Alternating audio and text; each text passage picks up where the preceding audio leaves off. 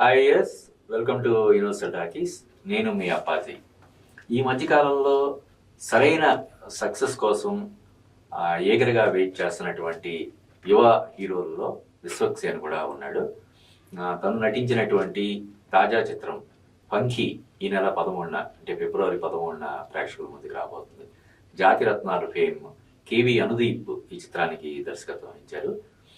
ఇటీవల అనగనగా ఒక రాజు చిత్రంతో మళ్ళీ ఫామ్లోకి వచ్చినటువంటి సితారా ఎంటర్టైన్మెంట్స్ ఈ చిత్రాన్ని నిర్మిస్తుంది. సూర్యదేవర నాగవంశీ చిత్ర నిర్మాత. ఈ సినిమా మీద చాలా మంచి అంచనాలు ఉన్నాయి.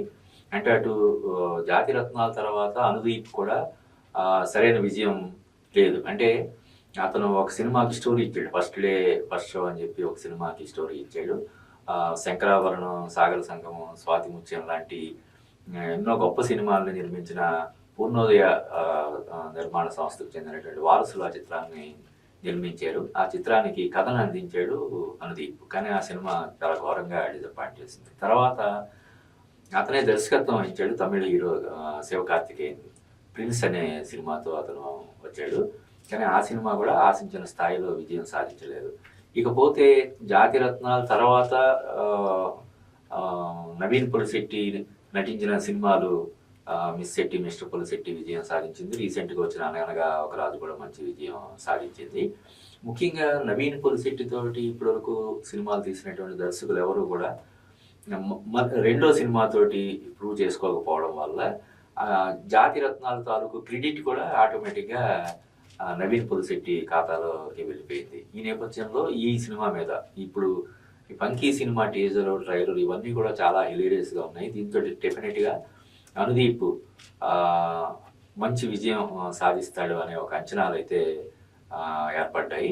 అలాగే విశ్వక్సేన్ ఈ నగరానికి ఏమైంది సినిమాతో అతను హీరోగా పరిచయం అయ్యాడు.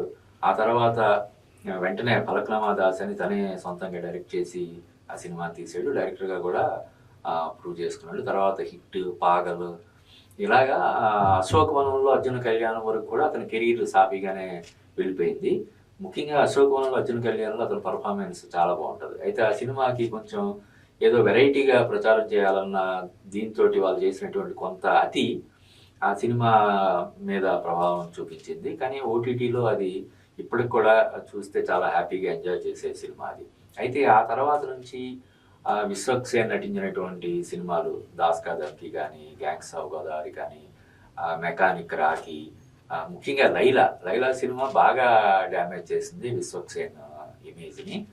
సో వరుసగా 4-5 పరాజయాల తర్వాత విశ్వక్సేన్ నుంచి వస్తున్నటువంటి ఈ సినిమా పంకీ మీద మంచి అంచనాలు ఉన్నాయి. అతను కూడా అంటే అంతకుముందు సినిమా ప్రమోషన్స్లో ఏదైతే కొంత యాటిట్యూడ్ అది కొంచెం చూపించేవాడో అటువంటిది ఏమీ లేకుండా ఈ సినిమా ప్రమోషన్స్ని చాలా చక్కగా హుందాగా తను చేస్తున్నాడు. మనిషి కూడా ఆ సినిమాలకి ఈ సినిమాలు కొంచెం చిన్న డిఫరెన్స్ అయితే కనిపిస్తుంది.